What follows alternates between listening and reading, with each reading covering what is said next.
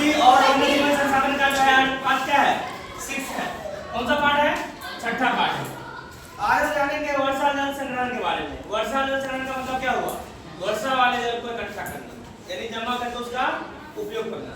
आप कृषि क्षेत्र में हो या बागवानी के क्षेत्र में हो, किसी भी क्षेत्र में क्या करेंगे हम? उपयोग करने का काम करेंगे। तो ध्यान दो, वर्षा जल एकत्र मतलब जमा करके, है ना? शांत रहो। इस जल का संग्रहण मतलब जमा करना और विभिन्न उत्पादक उपयोगों में लाना। वर्षा जल क्या कहलाता है? संग्रहण कहलाता, मतलब वर्षा जल का संग्रहण कहलाता। औसतन 2 घंटे की वर्षा का एक दौर क्या होता है? 8000 लीटर पानी क्या करता है? बचाने के लिए क्या काफी है। ध्यान रखना है। अब ध्यान दो, जैव मंडल क्या है? ध्यान दो। तो प्राकृतिक वनस्पति और वन्य जीवन केवल स्थल मंडल, जल मंडल और वायुमंडल के बीच क्या है?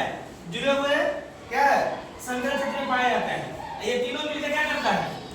जैव मंडल का निर्माण करता है ना? जल मंडल, स्थल मंडल और वायुमंडल क्या करते हैं? तीनों मिलकर जैव मंडल का निर्माण करता है। ध्यान रखना है। अब है पानी तंत्र। पानी तंत्र का मतलब हुआ जो एक जीव क्या है दूसरे जीव पे निर्भर है ना? बिना निर्भर हुए क्या है अपना जीवन क्या है?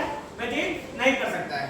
जैसे ध्यान दो, सभी जीवित जातियां जीवित रहने के लिए क्या है? एक दूसरे से क्या परस्पर संबंधित और निर्भर रहती है ना? और इस जीवन का राही तंत्र क्या कहा जाता है? पानी तंत्र कहा जाता है। मतलब प्रत्येक जीव किसी न किसी जीव पे क्या है? निर्भर है। जैसे मान लो हरा घास है, घास किस पे निर्भर है? घास पर निर्भर कौन है बताओ? हिरण। हिरण पर निर्भर कौन है? शेर, है ना?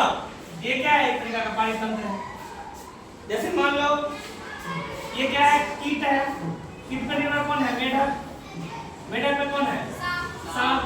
और सांप पे कौन है? बाघ या चील। और चील पे क्या है? मनुष्य। सबसे घटिया आदमी कौन है? मनुष्य। है, मनुष्य सब कुछ खाता है, इसलिए मनुष्य को सर्वाहारी जंतु भी कहा जाता है। ठीक है ना? इस बात को ध्यान रखना। अब ध्यान दो, राष्ट्रीय उद्यान वैसे प्राकृतिक क्षेत्र है उसको क्या किया जाता है? घेर दिया जाता है और उसमें जंगल टाइप का रहता है और उसमें क्या है? तरह तरह के जीव जंतु उसमें निवास करते हैं। ठीक है ना? तो ध्यान रखना है। तो वर्तमान और भविष्य की पीढ़ी के लिए एक या एक से अधिक पानी तंत्रों की, है ना, परिस्थितिक एकता की रक्षा के लिए नामित किया गया प्राकृतिक क्षेत्र है। यहीं से क्या है? वर्तमान और पानी तंत्र, मतलब हर एक जीव वहां पे रहेंगे।